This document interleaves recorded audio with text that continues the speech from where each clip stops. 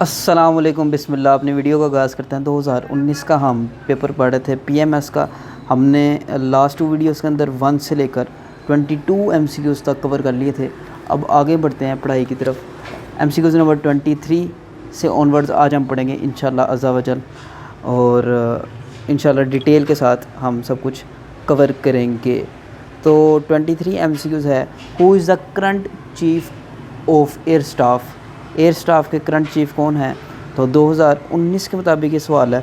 Option हैं सुहेल अमन, ताहिर रफ़ीक भट्ट, मुजाहिद अनवर या ज़फ़र महमूद। तो इसका आंसर है सी, मुजाहिद अनवर उस वक़्त 2019 के चीफ़ ऑफ एयर स्टाफ थे। लेकिन 2022 है, तो अब आप देख सकते हैं कि कौन है, आपको अपनी स्क्रीन पे शो हो रहे हैं। वो हैं जनाब air chief marshal Zaheer Ahmed Babar. Next MCQs है number 24, international mother language is celebrated on. अभी जो इंटरनेशनल डेज़ हैं कभी बदल नहीं सकते, तो ये कब मनाया जाता है मदर लैंग्वेज का दिन?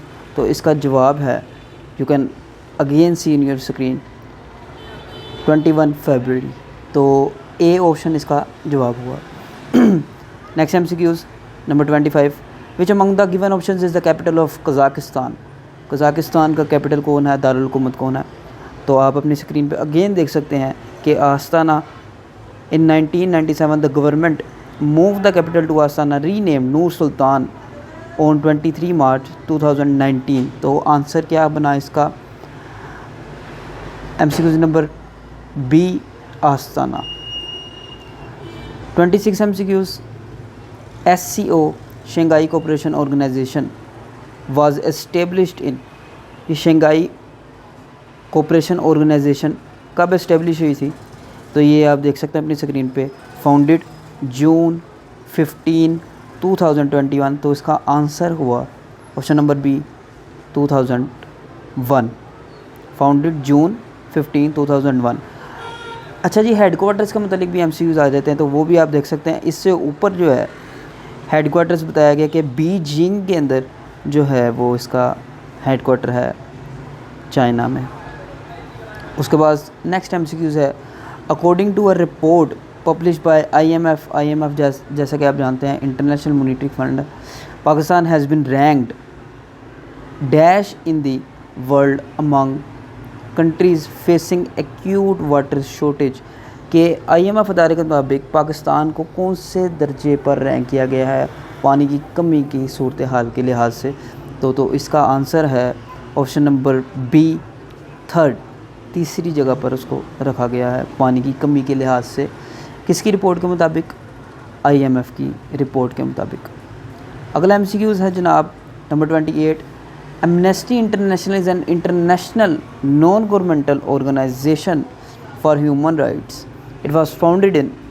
ये कब फाउंडेड हुई थी? तो आप अगेन अपनी स्क्रीन पे देख सकते हैं कि फाउंडेड मई 21, 1961 के अंदर। तो ऑप्शन कौन सा इसमें से हुआ फिर? ए हुआ, बी हुआ, सी या डी? आप देख सकते हैं बी, मैचेस 1961। अगला एमसीक्यूज़ है जनाब, अ मैकेनिकल स्टॉप वॉच, जो कि आप अपनी स्क्रीन पे देख सकते हैं। Can measure a time interval up to a minimum dash seconds. कितने सेकंड्स तक कम से कम अ मैकेनिकल स्टॉप वॉच जो है वो टाइम इंटरवल जो है वो नोट कर सकती है? तो इसका आंसर है option number B, 0.1 seconds. Next MCQs, which among the following defines the event of supernova.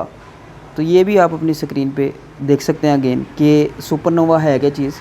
A supernova is a large explosion that takes place at the end of a star's life circle. तो जब एक सितारा फट जाता है तो समझ लें कि ये जो इंसिडेंट है सुपरनोवा, ये वक़्त-ए-ज़ीर होता है। तो आंसर क्या बना इसका? Exploding star, option number B. Next है जी, king of pop Michael Jackson, जिसको कोई नहीं जानता, ऐसा कभी हो नहीं सकता। Was an American singer, song writer भी थे एंड डांसर भी। He died in. वफ़ात कब हुई उनकी? तो माइकल जैक्सन की वफ़ात हुई थी जून 2009 के अंदर, और जून की तारीख 25 तारीख को, जैसा कि आप अपनी स्क्रीन पे अगेन देख सकते हैं। नेक्स्ट एमसीक्यूज़ है जनाब, who among the following is known as the poet of beauty. जी, खूबसूरती का शायर किसको माना जाता है? ऑप्शन है विलियम वर्ड्सवर्थ जो कि पोएट ऑफ नेचर है, दूसरा एमसीक्यू जॉन कीट्स, तीसरा रुडयार्ड किपलिंग या चौथा पीबी शेले। तो इसका आंसर जो है वो आंसर है बी जॉन कीट्स, जैसा कि आप अपनी स्क्रीन पे देख सकते हैं। और हमने इनकी सोनेट पढ़ी थी, जिन्होंने बीए किया है उनको पता होगा, व्हेन आई हैव फियर्स, ये सोनेट जिसको 14 मिसरों की एक गज़ल कहा जाता है, वो हमने पढ़ी थी, when I have fears that I may cease to be, John Keats के मुताबिक। तो नेक्स्ट एमसीक्यूज़ की तरफ बढ़ते हैं। MCQs number 34, in mathematics the solution to an equation that emerges from the process of solving the problem but is not a valid solution to the problem is called. Solution कौन सा है? Option A homogeneous, heterogeneous, या फिर option number C extraneous या identical. तो आप अपनी screen पर अगेन देख सकते हैं कि इसका जवाब एक एग्जांपल के ज़रिए दिखाया गया है और बताया गया है कि किसी और तरीके से भी 2 अगर आंसर आता है तो इसका आंसर जो है वो एक्सट्रेनियस सोल्यूशन के अकॉर्डिंग बनता है, लिहाजा option number C extraneous solution ही हमारा जवाब हुआ। नेक्स्ट एमसीक्यूज़ है, the number of elements in a power set, power set अगर उन्होंने बताया 1 2 3 इज़ के elements, number of elements power set में कितने हैं? तो पावर सेट का जो फार्मूला है वो भी आपको गिवन है कि पावर सेट के अंदर सबसेट्स की जो all the subset of given set इस फार्मूला कि 2 की पावर के अंदर उसको गिना जाता है। मिसाल के तौर पर अगर 3 है तो 2 की पावर 3 क्या हुई? 8। तो ये उसने बताया था कि पावर सेट ये है, तो उसके अंदर नंबर ऑफ़ एलिमेंट्स यानी कि सबसेट कितने बने, तो वो है 8, इसका आंसर है 8। नेक्स्ट एमसीक्यूज़ है number 36, how many subsets does an empty subset have. एक एम्प्टी सबसेट है, तो एम्प्टी सबसेट क्या होगा जनाब? उसमें आएगा 0, कुछ भी नहीं होगा, खाली होगा। तो अगर 0 की पावर भी अगर 1 हो, ठीक है ना, जिसकी पावर कुछ नहीं होती उसकी पावर 1 होती है, तो अगर 0 की भी पावर 1 हो तो उसका आंसर क्या आएगा जनाब? 1 ही आएगा। किसी की भी पावर, इवन 0 की भी पावर 1 हो तो उसका आंसर 1 है। तो अगर एम्प्टी सबसेट भी है तो उसके अंदर सबसेट कितने होंगे? 1 होगा जी। अच्छा जी, when a triangle has 2 congruent sides it is called dash triangle, कि अगर एक ट्रायंगल की 2 बराबर साइड्स हैं, बिल्कुल आधा आधा कटा गया, तो उस ऐसे ट्रायंगल को हम क्या कहते हैं? ऐसे ट्रायंगल को हम कहते हैं आइसोसेलेस ट्रायंगल, के equally divided into 2 parts, 2 congruent sides. Next MCQ है जनाब 38, the dash is equal to the sum of all the values in the data divided by the number of values in the data. Sum of all the values, उन सब का मजमूआ, in the data, जो data में मौजूद है, divided by, उसको divide किया जाता है बाय द नंबर्स, उसकी क्वांटिटी। तो ऐसे चीज़ को कहते हैं हम जनाब mean, option number A mean. अच्छा जी, नेक्स्ट एमसीक्यू है 39, a dash is a representation of a frequency distribution by means of rectangles, उसके जो रेक्टेंगल्स हैं, whose widths represent class intervals and whose areas are proportional to the corresponding frequencies. आप अपनी screen पर आसानी से देख सकते हैं कि इस ऐसे चार्ट को, ऐसे ग्राफ को हम हिस्टोग्राम कहते हैं। हमने गालबन प्राइमरी के अंदर ही पढ़ी होगी चीज़ हिस्टोग्राम, जिसमें क्लास इंटरवल्स जो हैं उसकी विड्स बताती थी और एरियाज़ जो हैं वो प्रोपोर्शनल साइड्स के लिहाज से दिखाए जाते थे। तो इसका आंसर है जनाब हिस्टोग्राम जी। नेक्स्ट एमसीक्यूज़ है, which instrument is suitable to measure the internal diameter of a test tube. 9th class के अंदर गालिबन हमने ये पढ़ा था वर्नियर कैलिपर्स और स्क्रू गेज। तो internal diameter of a test tube को हम जब प्रैक्टिकल भी करते थे तो हमने देखा है कि वो एक कौन से आले से मापी जाती थी, उसका नाम था वर्नियर कैलिपर्स। आप अपनी स्क्रीन पे देख सकते हैं जी। नेक्स्ट एमसीक्यू है, crude oil is heated in the furnace up to, आगे उसने टेम्परेचर्स बताए 300, 350, 400 या 450। तो क्रूड ऑयल जो है ये बहुत ही कमाल चीज़ होती है, इससे गैसोलीन, डीजल और jet fuel, LPG, heavy fuel gas और अदर डिस्टिलेट्स भी जो हैं वो बनते हैं, डीजल भी इससे बनता है। तो क्रूड ऑयल जो है वो एक बहुत कमाल चीज़ है, आप अपनी स्क्रीन पे देख सकते हैं। लेकिन क्रूड ऑयल को फर्नेस के अंदर हीट कहाँ तक किया जाता है? इसका आंसर है ऑप्शन नंबर सी 400 सेंटीग्रेड तक, सेल्सियस तक। Next MCQs 42 smooth endoplasmic reticulum is involve in the synthesis and storage of.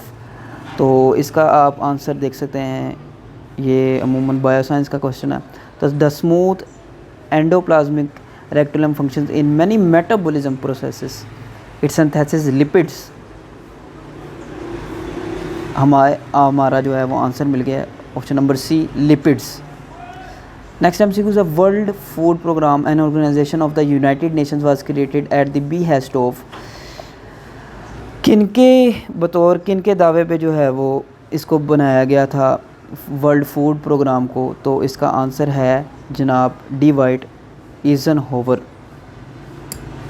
अभी डिवाइड ईज़नहोवर हैं कौन जनाब? तो ये आप अपनी स्क्रीन पे देख सकते हैं कि 34th US के जो प्रेसिडेंट हैं उनका ये नाम है।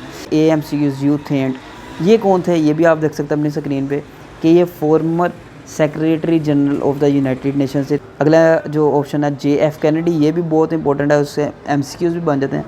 तो ये कौन थे? इनके मतलब पूछ लिया जाता है। ये जनाब थे 35th US प्रेसिडेंट, और ये इनको कत्ल किया गया था, आप देख सकते हैं स्क्रीनशॉट में भी, 1961 अंटिल हिज असैसिनेशन इनको कत्ल किया गया था। इब्राहम लिंकन को भी, JF कैनेडी को भी जी। और ऑप्शन नंबर डी भी हम देख लेते हैं। किसिंगर जो है वो कौन है? उनका असल नाम है हेनरी किसिंगर। ये भी फॉर्मर यूनाइटेड स्टेट्स के सेक्रेटरी ऑफ स्टेट थे जनाब। अगला MCQs है असाबिया, a concept of social solidarity, यकजहती with an emphasis on unity, जिसका इत्तेहाद के ऊपर बड़ा ज़ोर दिया गया, वाज गिवन बाय। किससे ये मंसूब है? किसने ये चीज़ हमें फ़राहम की? आप अपनी अगेन स्क्रीन पर देख सकते हैं कि इब्ने खुल्दून जो हैं उनका ये कॉन्सेप्ट था असाबिया, जो कि बहुत ज़्यादा यूनिटी जो है उसको फराहम करता था और ग्रुप्स में ना बंटने को जो है वो फ़रोग़ देता था। तो Ibn Khaldun is the right answer of this MCQs। अगला MCQs है जनाब मोहम्मद इब्न Zakariya al Razi was a polymath, physician and alchemist and philosopher from. ये कहाँ से थे? आप इनकी जो है स्क्रीन पे देख सकते हैं, ये पर्शियन से थे, पर्शिया से। तो पर्शिया किसको पुराना नाम था जनाब? ईरान का। वहाँ पे लैंग्वेज जो है वो पर्शियन लैंग्वेज ही बोली जाती है, जिसको हम उर्दू में फ़ारसी कहते हैं। तो आप देख सकते हैं अगेन कि ईरान जो है वो इसका राइट आंसर बनता है जनाब। नेक्स्ट MCQs है अल उनान फ़ी तिब is an encyclopaedia of medicines in 5 books written by. ये अल उनान फ़ी तिब ये किसने लिखी थी इंसाइक्लोपीडिया? तो ये आप देख सकते हैं कि इब्ने सीना ने ये लिखी थी 402 हिजरी के अंदर किताब अल उनान फ़ी तिब। एवेसीना इनको इंग्लिश के अंदर कहा जाता है, इब्ने सीना को ही। और इंग्लिश के अंदर इस बुक का नाम आप देख सकते हैं कि the canon of medicine, the canon of medicine है अल उनान फ़ी तिब। अगला MCQs आप देखें, who among the following discover the sun spots. Sun spots के सूरज के ऊपर जो धब्बे होते हैं, जिस तरह दाग होते हैं चांद के ऊपर भी, तो ये डिस्कवर्ड किसने किए थे जनाब? इसका आंसर है ऑप्शन नंबर सी गैलीलियो ने इसका जो है सन स्पॉट्स को डिस्कवर किया था।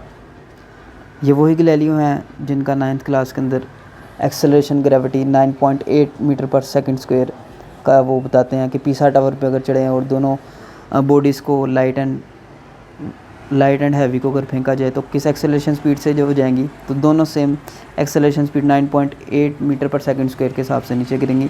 ये वही गैलीलियो हैं जी। अच्छा, गैलीलियो ने एक और मुझे जहाँ तक याद आता है टेलीस्कोप को भी ईजाद करने वाले यही गैलीलियो हैं जी।